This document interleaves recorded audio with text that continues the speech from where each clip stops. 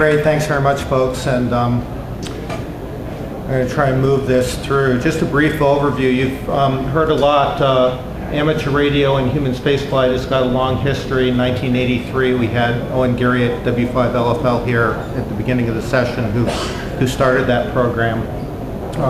That was on board the space shuttle. Amateur radio flew on over 20 missions on the space shuttle. And then there was a very successful amateur radio presence on board the Mir, the Russian space station, for basically the whole life of the Mir.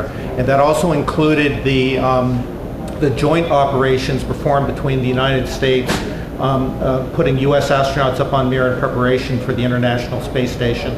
So as a result of the success of those operations and the support of the worldwide ham community, AMSAT got asked to participate with putting a permanent amateur radio presence on board the International Space Station.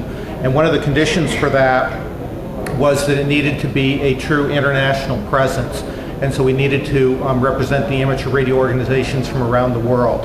And so the concept that was developed was to have a sort of a team or working group, it's commonly called, involving two different organizations from each one of the countries. And there's a list of some of the countries here, and a lot of the, Europe of course is represented by the European Space Agency in terms of a lot of their spaceflight activities. And so there are a number of amateur radio organizations in Europe that are involved in the ARISS team. And the concept that came up was that each one of the different countries would put in two representatives to the ARISS team. There would be one from the AMSAT organization in that country that would primarily be responsible for technical activities. I'm getting a little ahead of myself, which seems to be the mode of the day.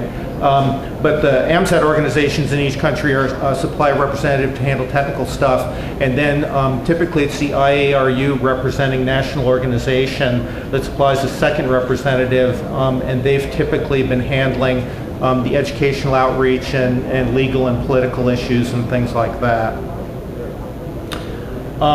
There are a number of objectives on board Space Station. Primarily, our sponsor is the education office down at the NASA education office down at Johnson Space Flight Center. And so in order to continue presence on board Space Station, we need to support an aggressive educational outreach program. And that takes a number of forms. Part of it is these student contacts that you hear about that we try and do about once a week. We also try and get the crew to do these general QSOs and things like that, because we get credit for those as impromptu educational outreach activities. So those are very important, and the crews like those a lot too as well. And through both of these activities and just in general, we're promoting spaceflight awareness, which is something that all the space agencies are very interested in doing. It's part of typically part of their mandate from their governments, that they spend some of their funds on human spaceflight stuff. And then we do have a mandate to do some experimentation on board International Space Station, although it is a very difficult, a very complex environment. Since they're humans on orbit, they're trying to get a lot of stuff done, so it's very, it's challenging to make things happen. And the primary sponsors are the NASA Education Office, and it's Johnson Space Flight Center folks, Ed Pritchard primarily as a sponsor for that. The American Radio Relay League is the IARU representative essentially on the American side to the ARISS team, to the working group, and Rosalie White, K1STO, represents ARRL for that. And then AMSAT USA supplies actually two representatives. I'm representing the United States for the technical end of the ARISS stuff, and then since AMSAT sort of wears a North American hat, there's not a Canadian AMSAT organization. Barry Baines is actually able to nominate a Canadian representative for that. The current on-orbit capabilities, mostly we use two-way voice. In the functional cargo block in Zarya, that's the Ericsson handheld radio, and we're just in the process of trying to get that reinstalled again. That's the inactive process, and it's just a matter of getting crew time to do it.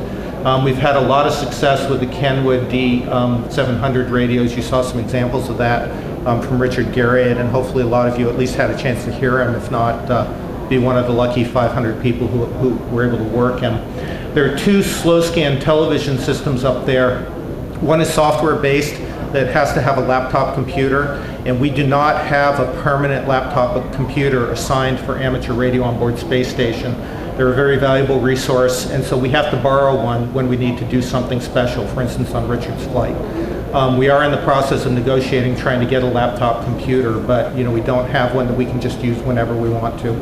What we do have is we have that Kenwood VCH-1 that Richard was gracious enough to carry up in the small allocation that he paid for out of his own pocket to take up the space station as part of his research. This is kind of an eye chart here. I just wanted to point out that we've done over 400 schools successfully, and so that's involving an awful lot of kids, and it's kudos to everybody, a number of members on the ARISS team, and then also the local ham radio clubs that come in and work with the schools, and hopefully they use this 10-minute school contact as an excuse to do continued educational outreach activity in the schools. And that's really the intent of the ARISS program, is to not, it's difficult because you tend to focus on that 10 minutes of contact, but the idea is for the ham radio club, the local club, to get their foot in the door, develop a relationship with the school, and then try and continue to do generic amateur radio activities with the school. Ham radio has been on board space station from the beginning, and so there have been 19 consecutive ISS expeditions using it, and I think all of the spaceflight participants have used that. And then we heard a lot of good stuff from Gould Smith and his team, who've been working very, very hard on the SUTSAT activities, so that's very exciting. We're hoping SUTSAT 2 will go off next year, and we'd like to, we're in the process of trying to get SUTSATs as an ongoing activity, maybe every couple years or every 3 years we might be able to do another SUTSAT. So don't hold your breath on that, but we're really pushing that very hard. You folks have seen most of this information. It's available on the web. We try and use the 145.8 downlink a lot for both packet and voice operations and for the school contacts. And the crossband repeater is also pretty popular. We're in the process of trying to figure out what's going to happen with this, with the new antennas on the Columbus module, and I don't want to steal a lot of Lou's thunder because he's going to talk about that next. But one of the things we want to do is to be able to support simultaneous modes on board the space station, which has been a little bit difficult in the past. We've got a lot of resources on orbit now. With the Columbus module coming up there, we'll have a place where we think we can deploy those assets. So stay tuned. In the next year, I hope there's going to be some exciting news. QSL postcards. These always look nice. Who's got an ISS QSL postcard? Yeah, nice. Okay, good. We're getting near the end of the run on these. I think probably early next year we'll probably be doing a new design to reflect the updated configuration of the space station. This is an early configuration, so maybe new QSL cards next year. We'll see where it's on our list of things to do, our very long list of things to do. School contacts over the course of the mission. This kind of rolls in 2000 and 2001 and when we started. And 2009 we're less than halfway through the year. So you can see that we've already sort of beat the earlier years of school contacts, and I think we'll probably beat the number of contacts that we did in 2008, 2007. So lots of activity there. Everybody likes statistics. Mike Fink still holds the top individual count. We'll have to see what Michael Barrett does, who's on orbit now, if he gets excited. And Expedition 18, which is the one that just came down, holds the top expedition record at 50 school contacts. So that's quite an aggressive schedule for those folks who are on orbit.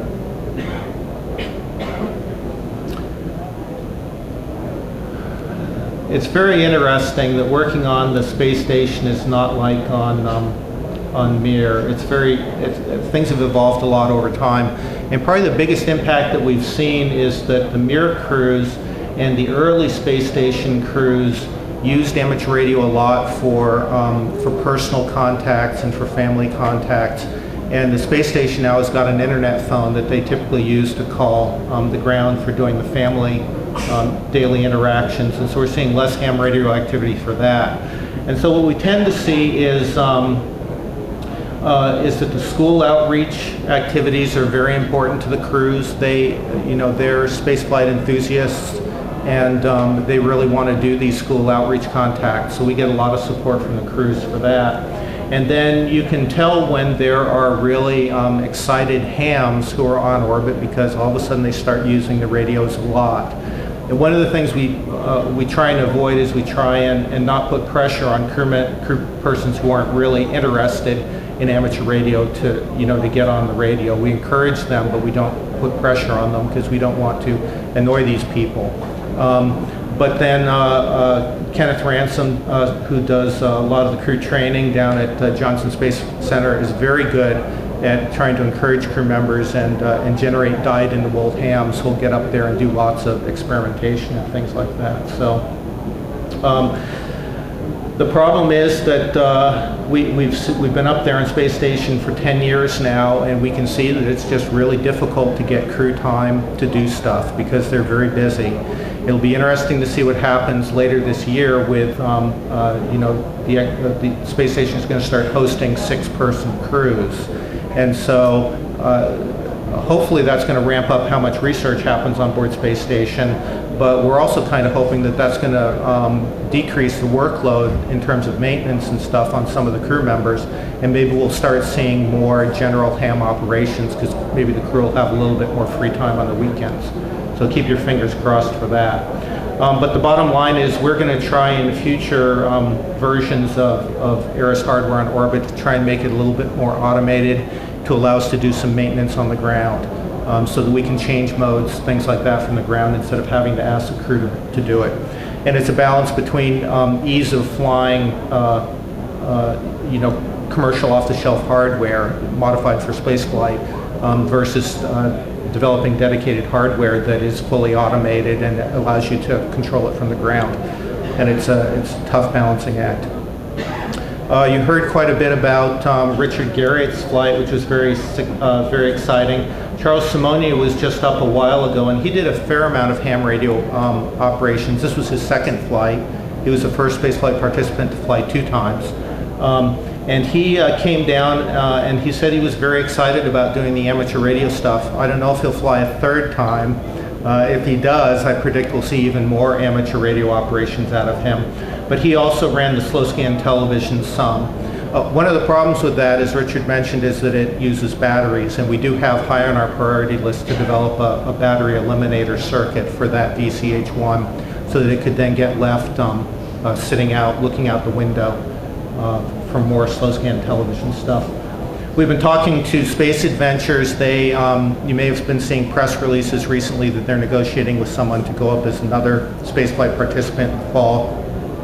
We're in active negotiations with Space Adventures, and they're very excited about amateur radio, and they're trying to encourage that in all the clients that they're discussing to do lots of amateur radio operations, not just school contacts, but also general QSOs and slow scan television stuff. So we have a good working relationship with them. We'll have to see what happens. The software-based slow scan television system, and then this is a picture of the VCH-1 that I don't know how many of you folks are familiar with that, but it's basically a handy talking mic that's got a camera built into the top of it. So this was almost a drop-in solution once it had been made compatible with spaceflight, the requirements, and qualifying for that is kind of challenging, but Lou and his team spent a lot of time at the last minute getting this thing a bit prepped and ready for flight, and then Richard was gracious enough to take it up. You saw some of these pictures last night. This is a picture from the VCH-1. This is the typical format that you see with the call sign down here. And then this is one of the pictures that Richard sent near the end, one of his goodbye pictures. And then this is one of the pictures that he prepared in advance for transmission by the software-based slow scan system. And he talked about his irreverent sense of humor, and this is one of his things. It may be tough to see, but that is a food ham, with his little ham in space joke. So. And Charles Simonia did some stuff too, so that's Charles sending down a picture of himself saying hello, and Charles had some pictures taken out the window as well. So this is one of the Soyuz spacecraft that's docked on the space station, and you're looking out the window at probably mountains and some lakes and maybe clouds or snow. I can't tell from the quality of this picture. We have been given the mandate from NASA to participate, have amateur radio participate in the exploration initiative, which is NASA's plan to go back to the moon and go to Mars. And so, we're actively working with them to try and fit into that very challenging program. Once again, you've heard earlier about how difficult it is to get rides to geostationary orbit, because every gram of payload on there takes away propellant and costs the primary customer money in terms of mission lifetime. And you're seeing exactly the same thing with the exploration initiative, where you have to go even further, and so there are even more energy requirements. And so, flying ham radio hardware, and that is difficult because it subtracts from life support and all these other things. But NASA has promised that they want to do amateur radio operations, so we may be able to do something on the moon, or hopefully follow our German friends as they go to Mars. Once again, we always need help, lots of different stuff. You've seen the ads in the AMSAT journal. You can follow up with those. Gould knows what the ARISS, what AMSAT's ARISS contribution to human spaceflight needs, so you can go to him, or you can talk to Mark Steiner at k3ms@amsat.org, or send me an email message, or I'll be at the AMSAT booth if you want to talk about things that you might be able to contribute to the program. So we're actually doing lots of stuff on board space station. Multi-mode and multi-band operations are pretty common now, depending on crew member, which one's interested in doing the little bit of support stuff to switch the modes on board the station. But in general, the international space agencies are very pleased with the ham community and the amount of education outreach that the ARISS team does, that they see, but also the grassroots educational outreach activity that they eventually hear about from you folks who go into the schools and talk about ham radio and talk about space exploration and stuff like that. So that's very important. And we look forward to you folks using the space station more in the future.